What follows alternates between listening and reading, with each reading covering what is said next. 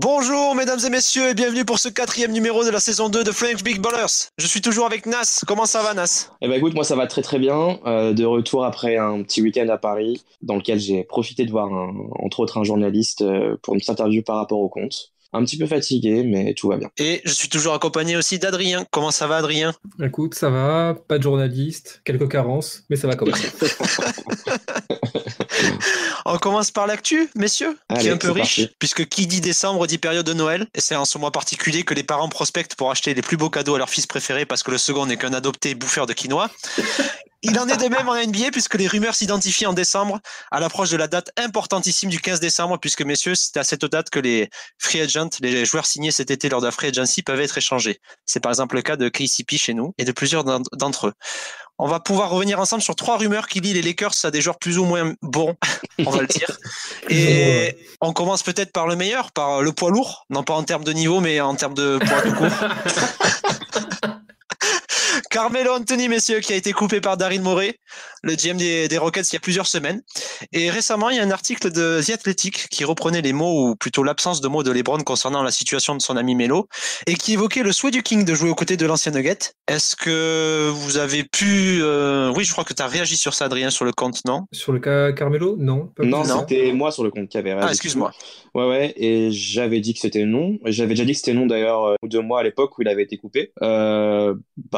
Enfin, est-ce qu'on doit vraiment commenter ou pas?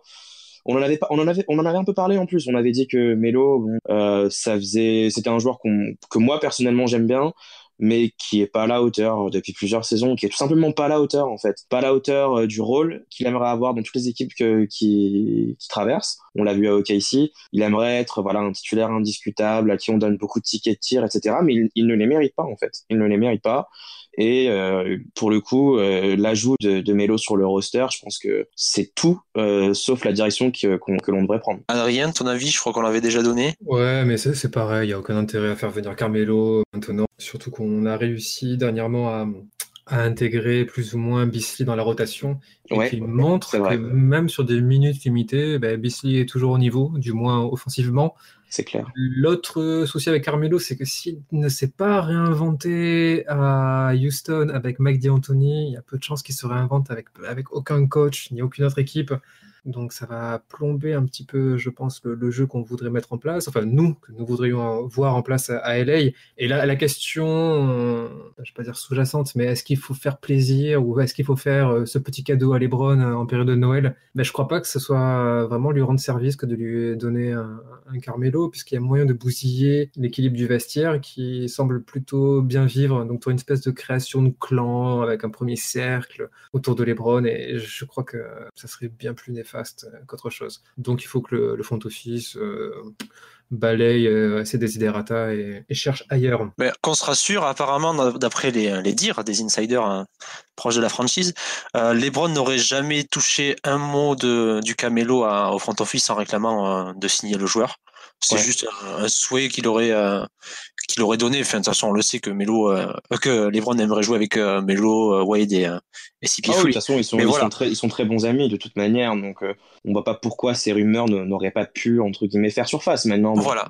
Du côté de LeBron, aucun mot au front office. Et puis du côté du front office, on est passé par un insider pour dire qu'on n'avait clairement pas l'intérêt et l'intention de signer Melo.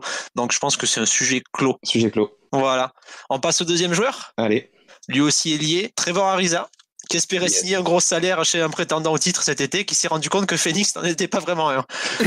Du, du coup, selon ESPN, la franchise d'Arizona discuterait actuellement avec les Lakers au sujet de l'ailier. Avec la potentielle arrivée de Trevor Ariza, mes yeux, n'étant pas encore plus favori pour le titre NBA 2012. Je démarre rapidement parce que je pense que toi, t'en as peut-être plus à dire que moi sur Ariza. De toute façon, déjà, Ariza, si on reprend le joueur en lui-même, ex-Laker, un Laker que j'ai beaucoup aimé quand il était à la franchise, un joueur même que j'aime beaucoup d'une manière générale, même à son passage aux Rockets, entre autres, qui lui a fait ce que Melo aurait dû faire, par exemple, aux Rockets, à une époque. Euh, mais voilà, moi, Ariza, non, non, un joueur que j'aimerais bien voir pour le coup à Los Angeles. Parce que bon, alors 3D, je connais pas ses stats défensives en détail, en tout cas ses stats avancées. Elles sont horribles. Voilà, Ouais. c'est ça, c'est ce qui me semblait. C'est pour ça qu'en lisant 3D de partout, j'ai envie de vous dire, les gars, relax sur le D, peut-être sur le D, mais relax sur le D. Je pense Je que vais y Adrien, revenir. ouais, t'auras plus d'éléments. Bah, d'ailleurs, je vais te laisser, Catastrophique. Mais ouais. on y reviendra plus tard. Ouais. Non, mais du coup, ouais, pour boucler rapidement, ouais, sur Ariza, voilà, 3D, ça, c'est pas sûr. Maintenant, il peut apporter quand même son petit côté sharpshooter, un peu spot-up shooter aussi.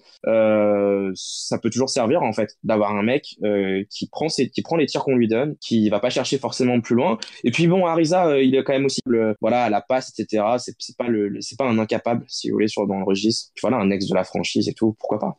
Adrien? Ouais, moi je disais que non, contrairement à Carmelo, bien plus intéressant comme rumeur, moi j'avoue que je suis surpris quand même qu'on se positionne aussitôt. Ouais.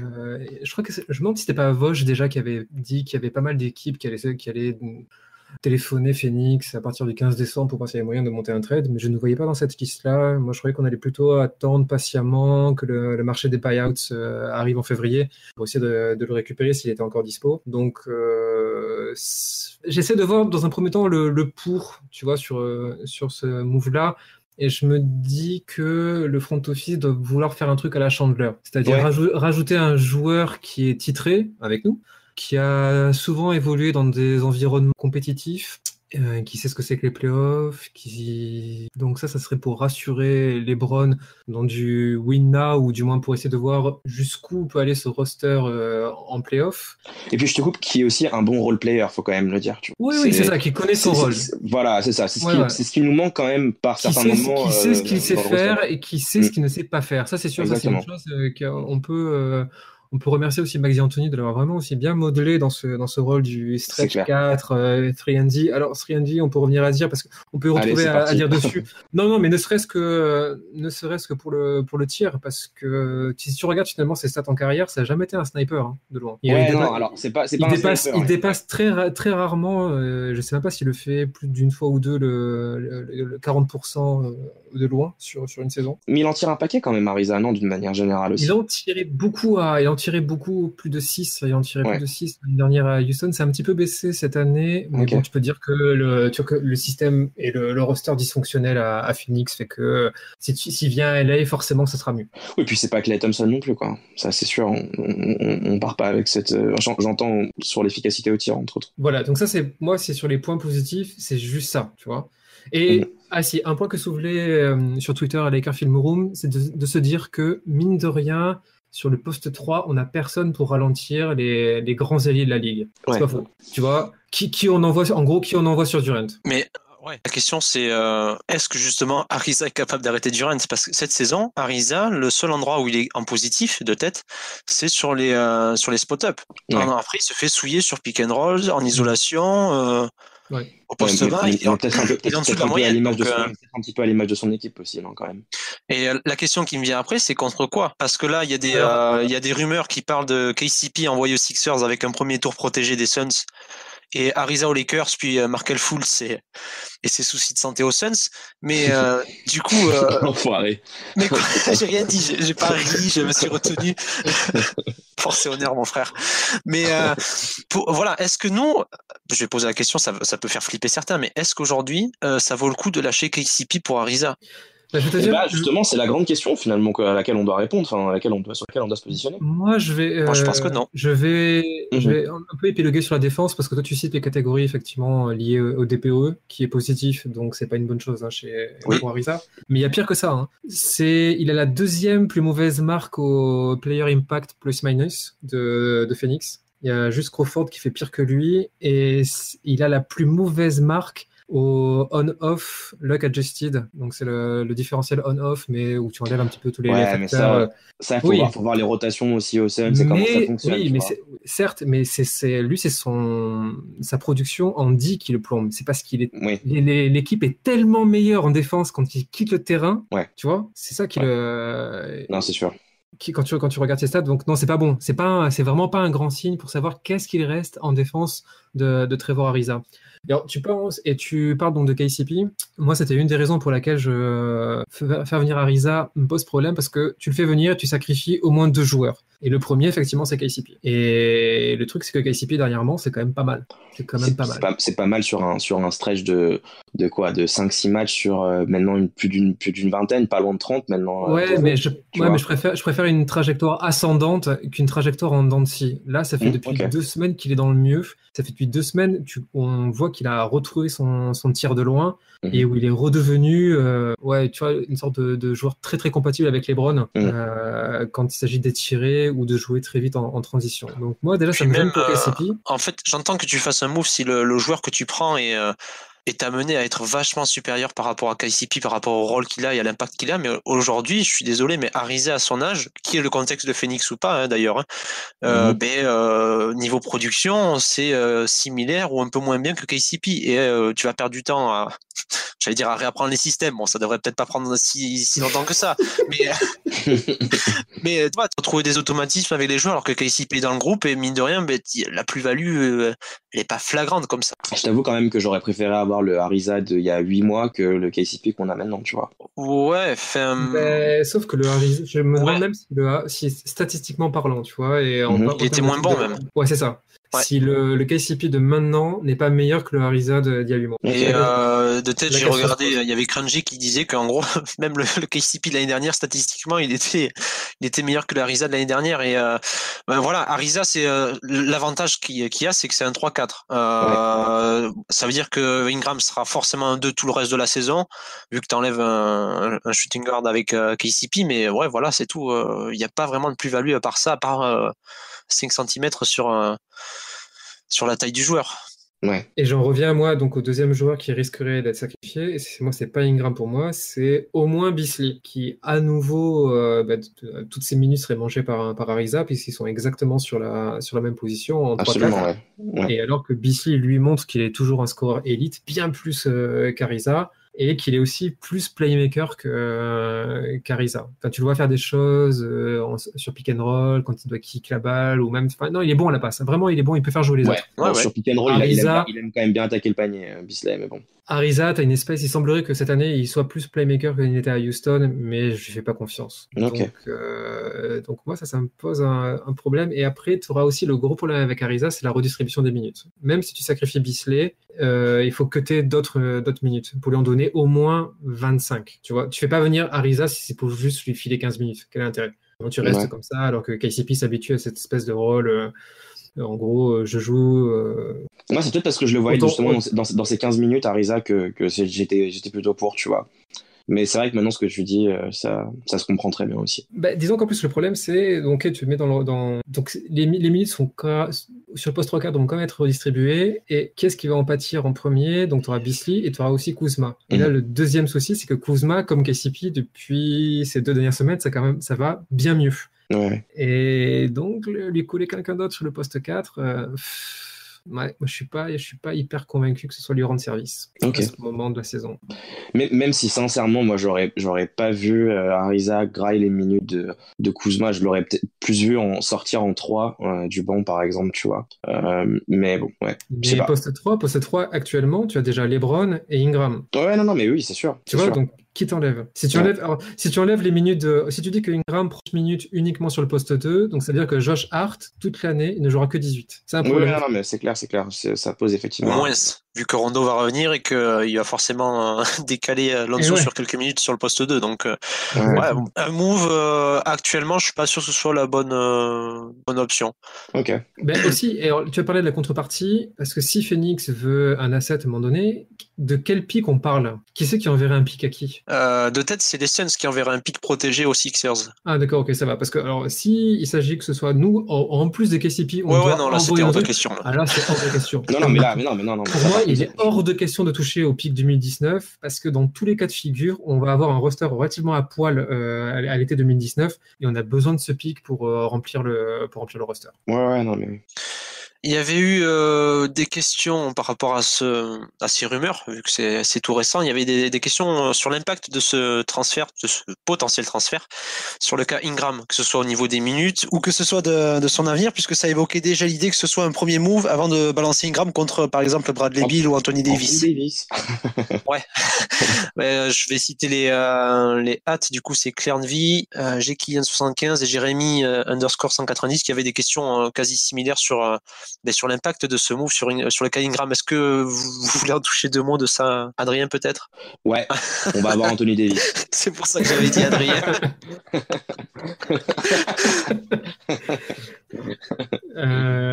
Comment dire moi, je vois pas en quoi l'arrivée de Ariza va impacter le destin d'Ingram.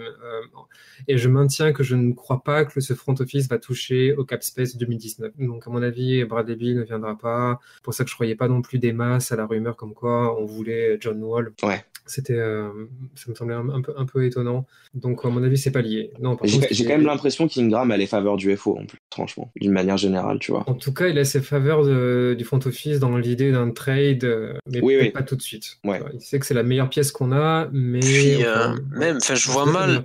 alors déjà, parce qu'il est free agent à la fin de la saison, Ariza, il a pris 15 millions sur un an, mais après, il redevient free agent.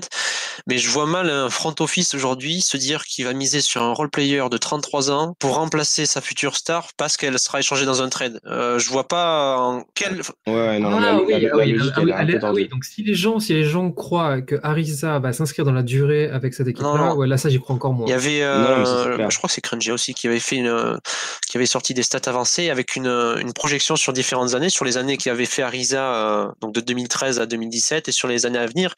Et tu vois la dégringolade au niveau des stats et de l'efficacité de Trevor Ariza. Et voilà. Et c'est pour ça que je disais tout à l'heure que ce soit dans le contexte c'est totalement logique que Ariza soit moins efficace que l'année dernière. Et il le sera encore plus au fur et à mesure que le temps avancera. Donc je vois pas comment on peut baser quelque chose sur Ariza. Voilà. Quant à Ingram, moi, après, là, si on me pose la question sur le destin d'Ingram, je pense que plus ça va et plus ça sera effectivement une monnaie d'échange. Son destin, moi, ça chemine de plus en plus vers une monnaie d'échange. Non pas que moi, je voudrais le voir partir, mais j'ai l'impression... Tu crois, franchement ? Ouais, moi, je pense que oui. C'est-à-dire, et notamment, si on doit en venir sur la troisième cible de trade, j'avais évoqué le sujet. Anthony Davis. Voilà, Anthony Davis, parfaite, du coup. Nouveau client de Rich Paul, le puissant agent des grandes superstars de la ligue comme LeBron, Tristan Thompson et J.R. Smith. Du coup, depuis un certain temps, il y a des rumeurs qui fleurissent sur Anthony Davis. Enfin, chaque saison, ça revient. Ça correspond plus à des fantasmes des fans de Boston qui nous expliquent que techniquement, un package Terry Rozier, un second tour et Yabusele, ça vaut totalement Anthony Davis. Mais là, ces temps-ci, les rumeurs l'envoyaient plutôt du côté d'El Segundo. Vu que, voilà, il partage le même agent que LeBron, il peut espérer un gros marché pour viser le titre, etc. Est-ce que vous voyez Anthony Davis bouger aujourd'hui ou est-ce que ça va rester un hashtag Future Lakers comme Russell Westbrook, Kyrie Irving, John Wall, Paul George, Kawhi Leonard, Michael Jordan, LaMarcus Aldridge ou encore Gary Harris?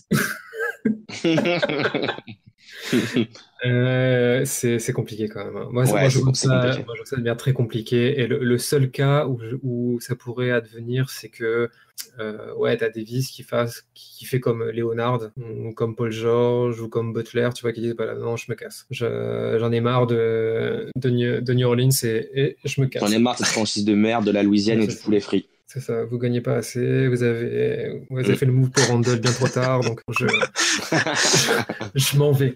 Et donc dans ce cas-là, si donc il va au bras de fer et s'il dit c'est LA ou rien, à ce moment-là il faut lâcher. Et il faut lâcher Ingram, il faut lâcher encore un ou deux jeunes derrière et il faut lâcher des pics. Ouais. Et là, il faut mais c'est ce que tu dis, c'est s'il va au clash aujourd'hui, en l'état, la franchise, elle est pas pressée de l'échanger. Ils sont 8e, enfin, ils sont en l'embuscade pour la 8e place, ils sont 9e, je crois, avec 13-13 ou 14-14, un bilan équilibré. Et mine de rien, ça tourne bien, alors ils ont plus des Marcus, ils ont plus Rajon Rondo, le Rital. Et on leur prédisait de couler. Et mine de rien, ils sont toujours là en train d'accrocher la place pour une potentielle place en playoff. Est-ce Ouais, que aujourd'hui, oui, mais ils font une moins bonne, ouais, ils font une totalement, moins bonne ouais. saison que l'année dernière. Enfin, en tout cas que la fin de la saison Tu vois. dernière. Et Bah alors, on pourrait peut-être reformuler la question et plutôt de Même dire le est-ce début, que ça va se faire, est-ce qu'on aimerait que ça se fasse plutôt, en tout Ah. cas pour nous. Ah d'accord, Oui. moi déjà je pense que le trade Oui, n'aura voilà, pas ouais, lieu ils sont avant pas l'été. pressés. Avant Ok. juillet 2019, il n'y aura pas de trade. Moi aussi, pour moi aussi. Ils doivent attendre. De toute façon, ils doivent attendre effectivement jusqu'où ça va cette année. Mm. Et si ils font pas les playoffs ou s'ils se font sortir à nouveau sèchement au premier tour, Premier Là- tour, sweep, boum. là la question va se poser parce que Davis va s'énerver, il va Mm. lui rester qu'un an de contrat et c'est l'été ou jamais pour le trade. C'est clair, c'est clair. Mais du coup, dans ces conditions, est-ce que vous aimeriez Oui. le voir à LA? Ouais. Eh oui, mon pote. Putain, Voilà, ce que après, j'aimerais. comme l'a dit Adrien, Oh là c'est là. qu'est-ce qu'on lâche Oh Ah là non, là. non. Redonnez-nous Mosgo. Qu'est-ce qu'on lâche pour l'avoir? À part Brandon Ingram, du coup. Ah, mais là, il faut y aller, hein. Mais le problème, si tu le fais à l'été, c'est que tu peux techniquement l'absorber sur le cap space. Tu vois, tu peux Et lâcher des pics. juste un jeune et uniquement sur le cap. Voilà. Par contre, si tu fais venir un autre free agent et que tu comptes uniquement sur tes joueurs sous contrat pour le faire venir, là, ça me semble plus compliqué déjà. Et là, tu es obligé de lâcher Ezo et Ingram. Ouais, mais du coup, pourquoi tu vas chercher un free agent si t'arrives à récupérer AD, du coup? Parce que 3 Majinka. superstars, c'est toujours mieux que 2. Enfin, je sais pas. C'est comme, Ouais. voilà, c'est comme ça que Majinka doit raisonner. Ouais. Mais oui, dans Mais l'absolu. bon, je- dans la vue d'un titre, LeBron et AD entourés de bons joueurs, enfin, pour moi, c'est largement suffisant. Mais bon, après, je sais pas. Ouais, normalement, ça devrait suffire. Après, Ouais. il faut voir ce que tu lâches en contrepartie. Tu vois. Moi, à ce moment-là, si tu te C'est dis, sûr. OK, on absorbe AD uniquement sur le cap space, Ouais. il faut garder Lonzo Ball. Oui, absolument. Et d'autant qu'en plus, si tu fais venir AD, pour le coup, tu peux le garder pour le long terme. Je veux dire, lui, sa carrière, elle est pas encore terminée, quoi, tu vois. Ouais, mais Du coup, c'est vraiment sur des questions de fit après. Et alors, les gens Ouais. vont dire, ah ouais, pourquoi Lonzo Ball, il s'est pas tiré et compagnie? Parce que, mine de rien, les meneurs de jeu dans cette ligue qui n'ont pas besoin de bouffer la balle, Ah, mais oui, il y en a pas qui beaucoup. s'accommoderont de à peu près n'importe quel rôle et qui peuvent défendre, tu n'as pas des masses de Non, il disponibles. n'y en a pas des masses, c'est clair. Donc, si tu envoies Lonzo dans le trade, ça va être compliqué de trouver aussi bien Ah non, mais c'est clair. C'est sur le clair. marché. Bon, là, ça veut dire qu'on recommence avec Rondo. Surtout qu'en plus, Lonzo a encore une marge de progression. Excuse-moi de te couper, mais sa carrière n'est pas finie. Lonzo Ball, il a 20 ans, les gars. Calmez-vous, s'il vous plaît. Tout à fait. Donc, tu vois, je pense. Si tu arrives à faire un trade qui se fait avec autour de Ingram, plus Kuzma, plus des pics, ça va. Ouais. Mais d'ailleurs, même ça me fait chier de le dire, hein, mais même Ingram et Josh Hart éventuellement, mais admettons qu'ils finissent sa saison en pleine bourre, etc. Et plus des pics, moi je dirais oui aussi, hein, honnêtement. Tu veux dire à la place de Hart, à la place de Kuzma? à la place de Kuzma, ouais. Ouais, c'est possible aussi, l'un ou l'autre, ça me paraît. Mais qu'ils ont ce contrat. Mirotic, je crois qu'il a encore un an sur contrat. Mirotic, Randall aura une player option activée. Je crois qu'il a encore un an, non? Est-ce qu'il arrive derrière? Ouais, peut-être. En tout cas, s'ils veulent Hart, après les 3, ça m'embêterait. Ouais. Mais je pense que je le fais quand même. Tu vois, si vraiment il te dit ça coince sur juste un troisième jeune sur les bandits, je fais c'est quand même Anthony Davis. Ah, mais c'est Anthony Davis, putain de merde. Tu vois, c'est comme si Anthony Davis. tu vois, c'est comme si tu te dis que si cette année t'as raté Kawhi Leonard uniquement à cause d'Ingram, tu vois, c'est ça. Tu vois, tu peux quand même faire c'est gênant, Ouais, non, mais c'est clair. Puis là, Anthony Davis et LeBron James, c'est des deux, allez, non, on va dire des 3-4 meilleurs joueurs de cette ligue là actuellement en plus. Oui. Là vraiment, tu récupères, voilà quoi. Là, tu tapes vraiment dans la crème. Non, mais là, t'as du très très lourd quoi, putain. Mais bon, bref. Mais on y est loin, voilà. Non. Ne vous emballez pas. Non, c'est clair. C'est clair. Voilà, je pense que ce sera un débat à ouvrir en fin d'année, enfin en fin de saison et en début d'année prochaine pendant l'été. On peut peut-être revenir sur le présent, messieurs, ou le futur. Puisqu'on a joué depuis le dernier podcast 7 matchs et les Lakers continuent à rouler tranquillement en direction des playoffs. Une petite déroute à Denver, vu que c'est toujours très compliqué d'aller gagner là-bas, même sans Gary Harris. Puis on a remporté ce running gag. Puis on a remporté 5 des 6 matchs suivants, les Lakers devant s'incliner à Fort Alamo, écrasés par Tim Duncan, Manu Ginobili et Rudy Gay. Cette enflure de Rudy Gay. La bonne nouvelle pour nous, c'est qu'on ne rejoue plus les Spurs avant la saison prochaine et qu'on a tapé Memphis chez eux en back-to-back. Respectant la jurisprudence, Adrien a parié sur une défaite, donc on va gagner. Une question, messieurs, est-ce qu'on demande à Adrien de parier sur des défaites jusqu'à la fin de la saison? Je te jure, sur les pronos, je fais un full défaite. On peut revenir peut-être sur cette dynamique de 7 matchs plutôt que de revenir sur les matchs un par un. Ouais, plutôt que faire point par match. Qui veut commencer? Allez, je vais démarrer. Déjà, ça a été un match qui a quand même été, d'une manière générale, entre guillemets, à sens unique. On s'est soit fait blown out, donc ça a été le cas Denver, Spurs une fois aussi. Soit globalement on a mérité nos victoires. Bon, les Suns, c'était pas très très compliqué de la mériter finalement, puisqu'en fait d'ailleurs je me demande si on la méritait vraiment celle-là. Bah, on la méritait disons un peu plus que les Suns. Quand même. Ouais, allez, je suis un peu Les méchant. Suns, quoi, les Suns. Merde. Ouais, mais ils déméritent pas hein, finalement. C'est vrai. Il est bon ce Crawford. Hein. Non, mais à part ça, bon, petite séquence vraiment plutôt sympa. J'aurais aimé, franchement, pour le plaisir, qu'on gagne le dernier contre les Spurs, là. Ça m'aurait vraiment donné du baume au cœur. Mais non, mais globalement, rien de particulier à dire. J'ai pas entièrement vu le match de Memphis, donc j'ai pas grand chose à dire dessus. J'ai vu pratiquement tous les autres, par contre. Mais du coup, voilà pour moi. Ouais, juste des petites remarques comme ça. On a un peu, je sais pas si on a de la chance, mais on joue quand même face à des équipes qui sont diminuées. Ouais. Tu vois, tu joues Indiana, il n'y a pas Oladipo. Ouais. Tu joues Phoenix, Booker se blesse. Ouais, c'est clair. Tu joues Memphis, il n'y a pas Chandler Parsons. C'est vrai que bon, malheureusement.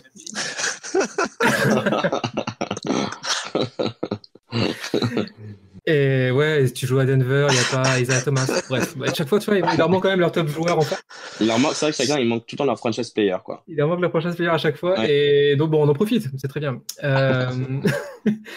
Après, tu parlais du match contre les Spurs, et j'ai pas compris ce qui s'est passé. Réellement, j'ai pas compris ce qui s'est passé. Et alors, tu vois, tu finis le troisième quart-temps et t'as un putain de momentum avec le line-up, t'as Ball, Hart, KCP, Kuzma et Chandler qui fait un taf de dingue et qui, avec des gros stops, vraiment une belle défense et avec de la transition qui est générée grâce à ces stops, qui creuse l'écart à plus 10. Mais tu leur mets un putain de run en fait aux Spurs et tu demandes un temps mort.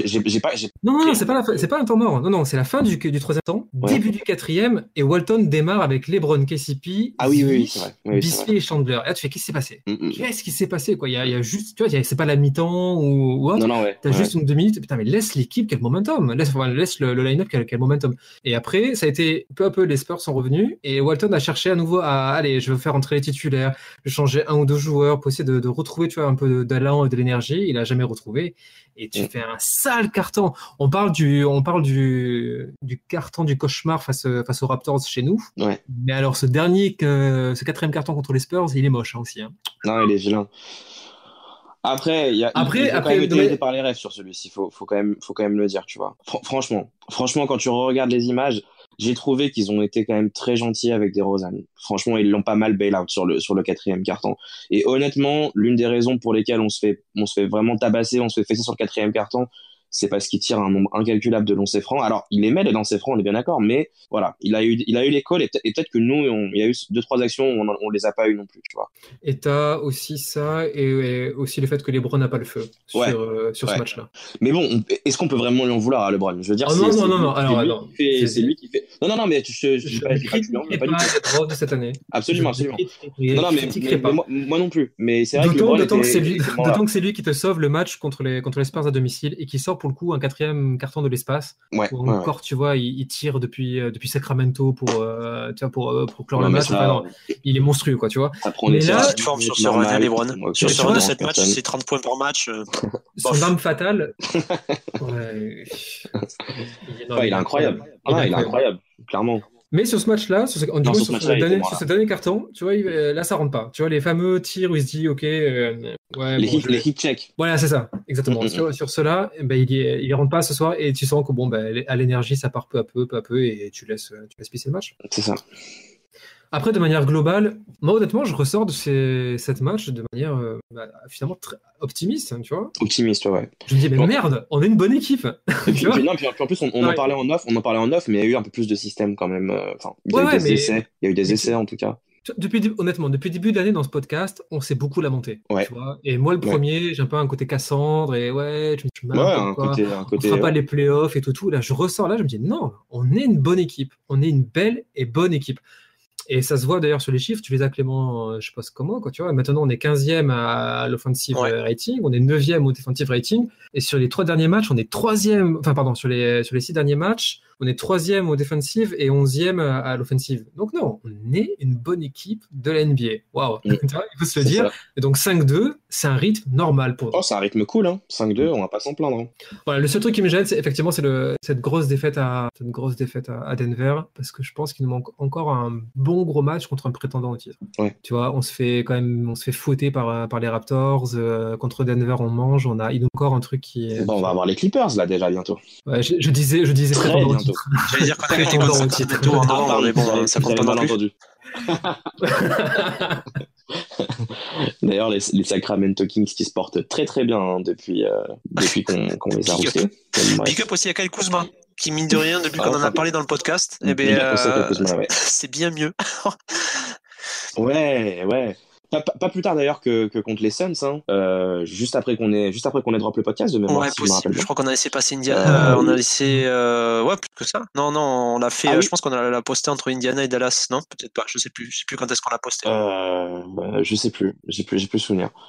Mais non, ouais, Kuzma, il y a du mieux. Bon, honnêtement, j'ai pas envie de le gas up trop sur sa défense parce que sincèrement, en défense, c'est toujours pas trop ça. Faut quand même se le dire, tu vois. Mais offensivement, déjà, c'est mieux. C'est mieux parce que t'as peut-être un truc à rajouter, Adrien. Je sais pas. En fait, il semblerait qu'en défense, il s'est amélioré en défense. En tout cas, les chiffres de Kuzma en défense sont bien mieux que ceux qu'il avait avant.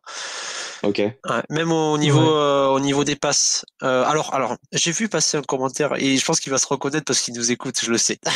Et qui disait qu'en gros, Kuzma a toujours eu ses facilités à la passe. Non, j'avais cité les stats à la passe de Kuzma qui faisait 25 passes par match pour 2 assists potentiels. Là, il les a presque triplés ces chiffres, donc non, c'est pas normal ce qu'il fait aujourd'hui. Il y a une nette amélioration, il faut le souligner. Ah ouais, non, à l'assist, non. Oui. Et moi, je remarque qu'il y a surtout une relation inter. Tu vois, les passes préférentielles, c'est ça. Tu vois, il drive et souvent il serre le pivot. Ouais. Il peut démarquer. C'est la lecture. Ouais, il clique souvent sur le pivot, effectivement, ouais. Tu vois, après, c'est pas un grand. Non. Enfin, c'est pas un monnaie. Mais il fait le taf à son poste plus que le taf. Ah non, il a pas forcément la super vista que peut-être le mec de Twitter nous a dit. Enfin, moi, en tout cas, je la vois pas. Ou tu sais, ou le fameux, enfin, c'est pas le nouveau Draymond Green, tu vois, vu que tout le monde maintenant part à la chasse au Draymond Green. Ouais. Mais non, c'est pas lui non plus. Non, c'est pas lui non plus. Mais maintenant, offensivement, quand même, il s'est amélioré, non, au niveau statistique, au niveau du tir, parce que moi, j'ai quand même vraiment l'impression que ça mais pas forcément à 3 points, c'est toujours assez, 34, 35%, ça augmente pas. Non, ça remonte. Ouais, mais tu sais d'où il part mieux quand même à 3 points. Il part de très loin. Hein. Il part de 26%, gars. Ouais, non, mais sur cette période, je peux te dire que bon, il est à 34% sur catch and shoot, il fait 33% en tout. Non, ça s'améliore pas plus que ça. Ouais, mais 26 à 33, c'est déjà ça, tu vois. Tu passes en dessous de 33. Pas sur ce rush. Sur ce rush, pas le niveau pas le Kuzma qu'on avait l'année dernière, qui pouvait artiller dans tous les sens. Ouais, non, c'est clair.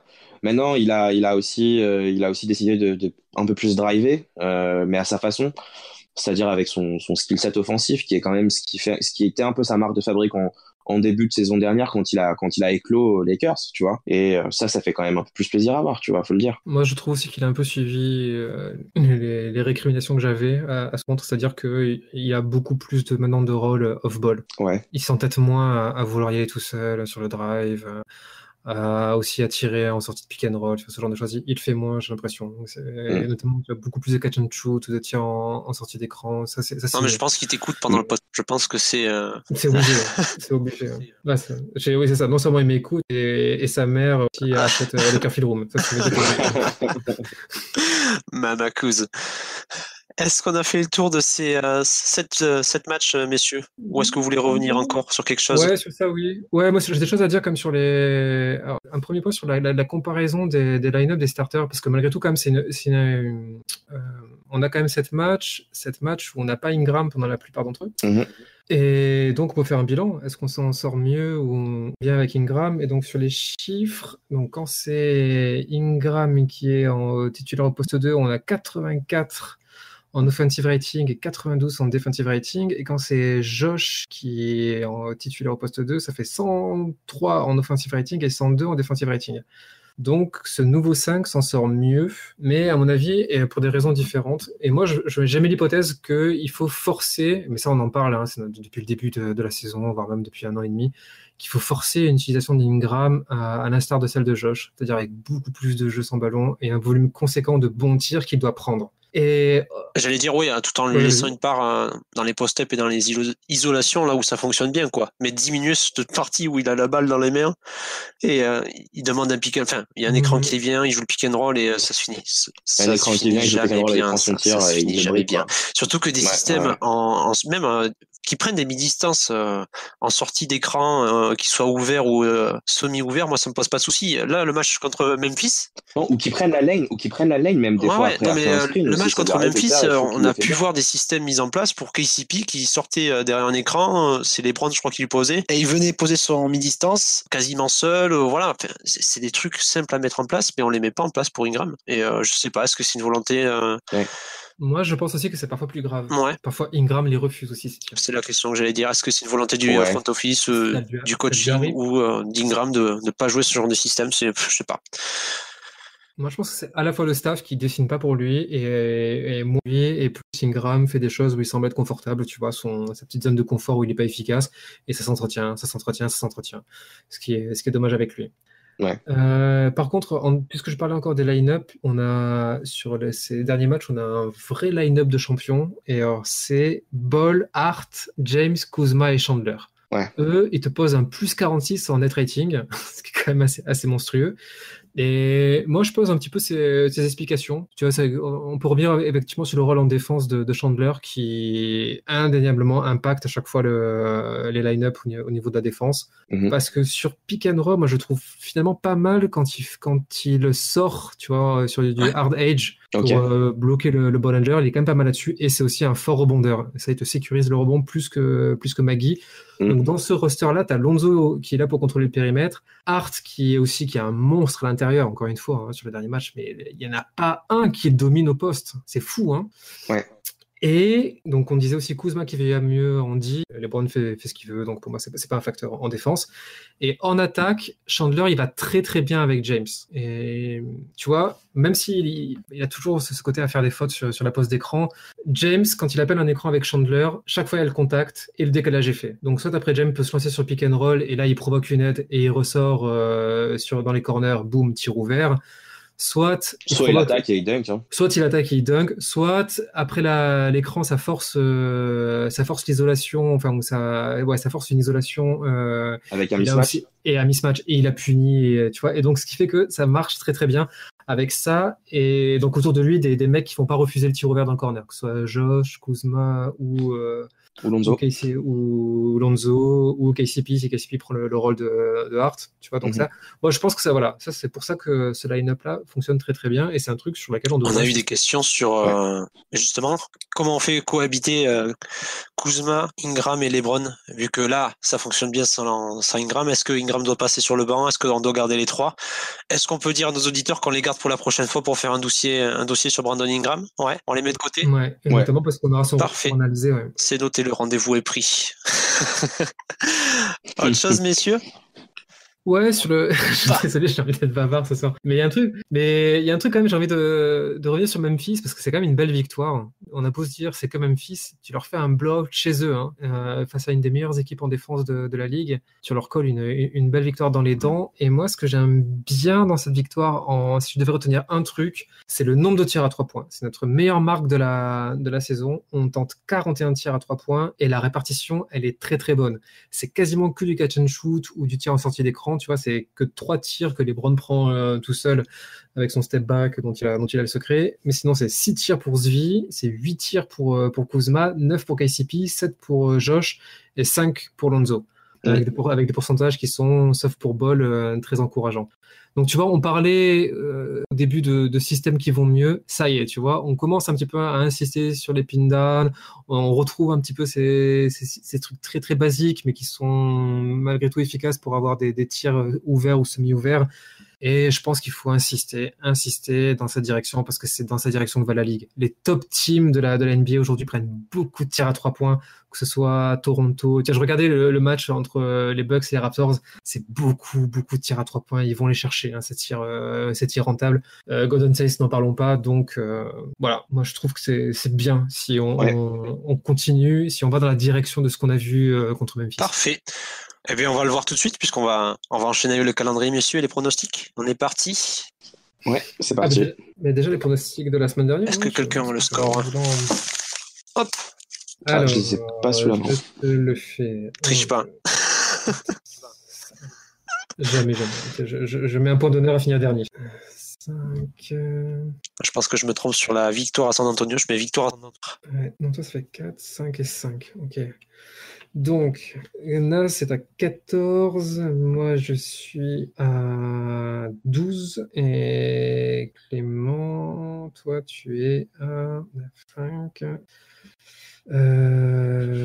14. Ok. 14. Parfait. Okay. 14, 14, 12. Voilà. Alors, au programme, messieurs, on en a un de tête, 7. 7. Et on commence par la réception de Miami ce soir. 7. Victoire.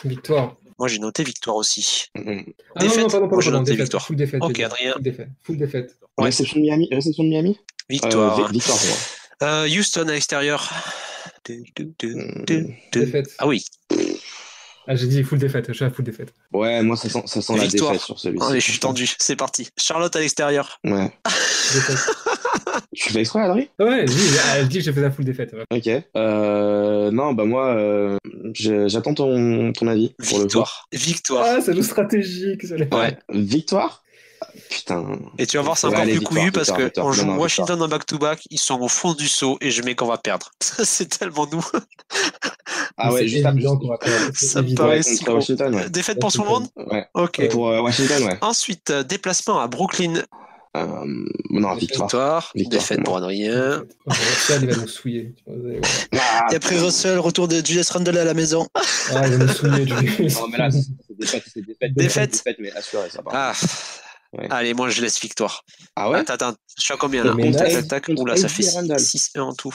Allez. Ah ouais. T'as 5, t'en as 5. Ouais, mais je laisse victoire. Et Memphis à la maison, victoire aussi. Et la revanche. Allez, Memphis, on tape ça. Non, victoire. Et Adrien?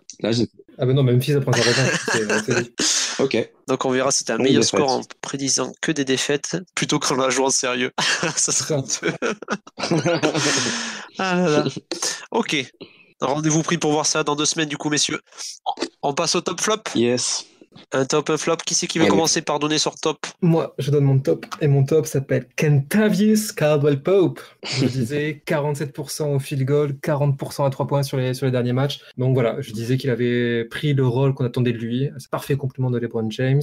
Et c'est ce qu'on voit. Donc voilà, très très bien KCP. Pas de trade pour Ariza. Ok, pour moi, Michael Beasley. Ok. Pourquoi? Parce que déjà c'est un joueur que j'aime bien d'une manière générale et faut avouer qu'il est quand même sexy sur le terrain. Attention, pas de no homo, je préfère préciser.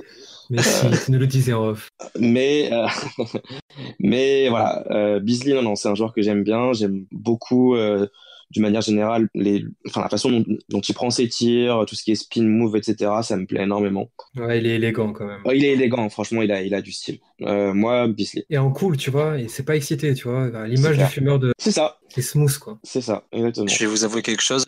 Pour toi, Clément. Un de vous qui est pris LeBron. Il sort que ça me dédouane de prendre Kyle Kuzma. Eh bien, ce sera Kyle Kuzma. Monsieur Amouès. J'en étais sûr. Monsieur Amouès qui fait, donc sur ce run, il fait 19,9 points, 8,3 rebonds et 3,9 assists. Donc toujours moyen à 3 points, ça je vous l'avais dit. Mais bien meilleur en défense, plus 5 de net rating. Donc je lui mets mon top. Faut savoir dire quand tout va bien ou presque. Mais tu sais que j'ai hésité avec Kuzma. Mais moi j'hésitais à pas le mettre, juste pour une chose, c'est qu'il s'est mangé un spin move de Joachim Noah.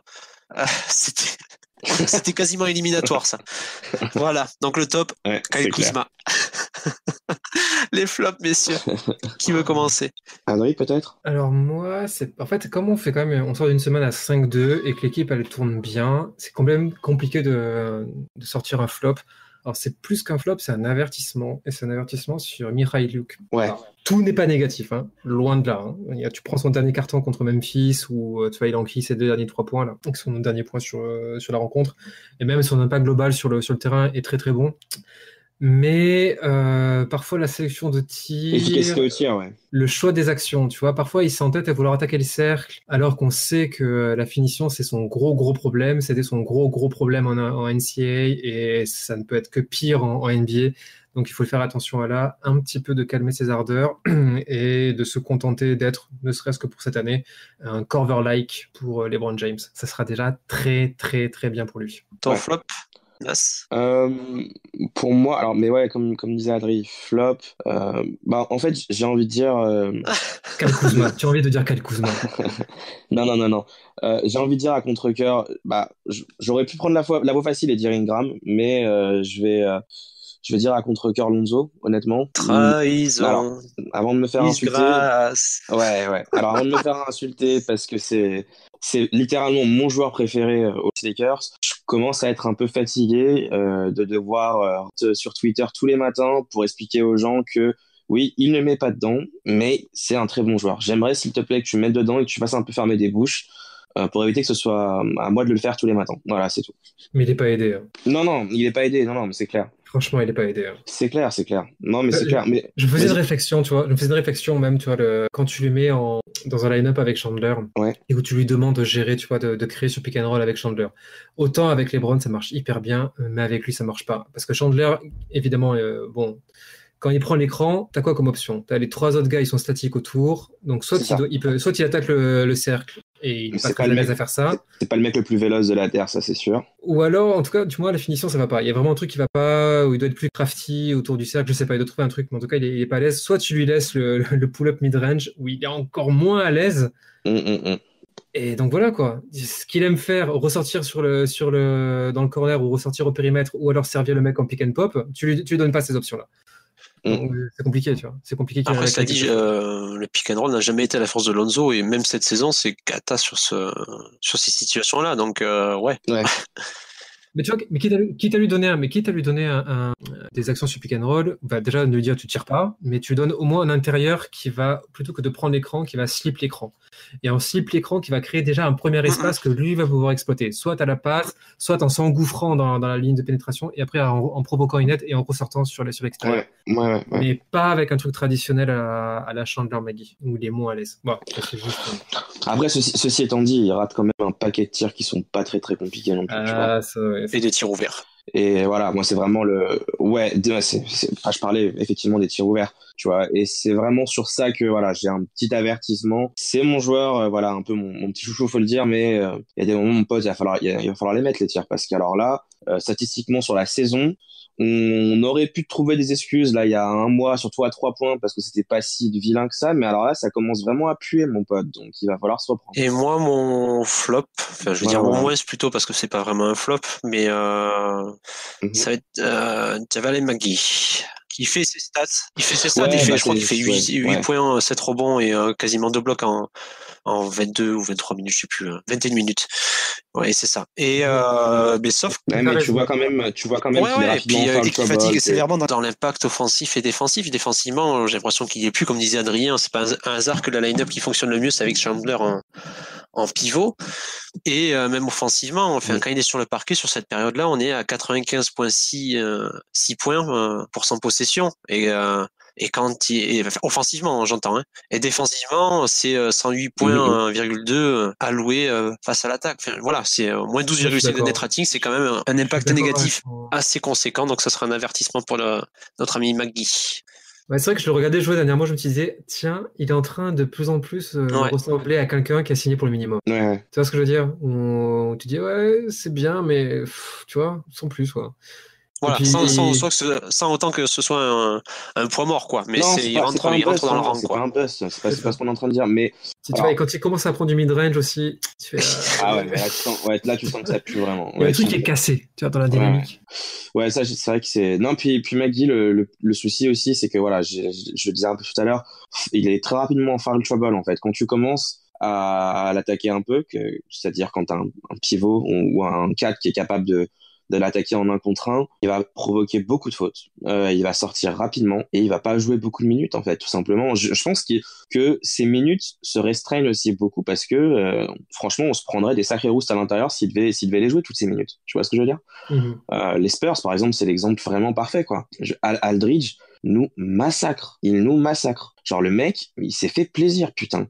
Bon, évidemment, contre Chandler, c'était pas ultra fameux non plus, mais c'était un peu mieux quand même avec Chandler sur le terrain. Mais ouais, Maggie, voilà. Un petit mot de la fin avant de se retrouver dans 2 semaines? Allez, petit mot de la fin, je démarre rapido. Comme d'habitude, merci à tous de nous suivre, de nous écouter sur ce podcast. On voit quand même qu'on s'est créé une petite communauté qui répond présent à chaque fois. Et c'est d'ailleurs en partie pour ça qu'on fait ces podcasts. Hein. On les fait pas pour être écoutés par des millions de personnes, mais si on a déjà nos fidèles abonnés qui sont contents de ce contenu-là, c'est cool et on en est content. Je voulais aussi faire un petit point rapide en vous disant que on a été interviewé 2 fois du coup, une fois par Reverse Mag et une fois par un journaliste de Slate, et que on vous tiendra au courant prochainement des articles qui paraîtront. Donc voilà. Adrien, un petit mot de la fin? Oui, merci encore à vous toutes, même si vous n'êtes pas nombreuses, et à vous tous pour votre fidélité. Et puis, j'espère vous retrouver un peu plus souvent sur les live tweets que ces derniers temps où j'ai été moins assidu. Mais bon, c'est toujours un plaisir de vous retrouver sur Twitter ou ailleurs. Yes.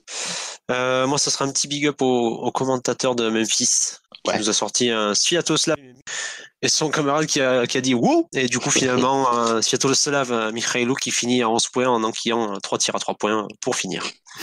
Voilà. Allez, bonne soirée messieurs et à la prochaine. Bonne soirée. À la prochaine.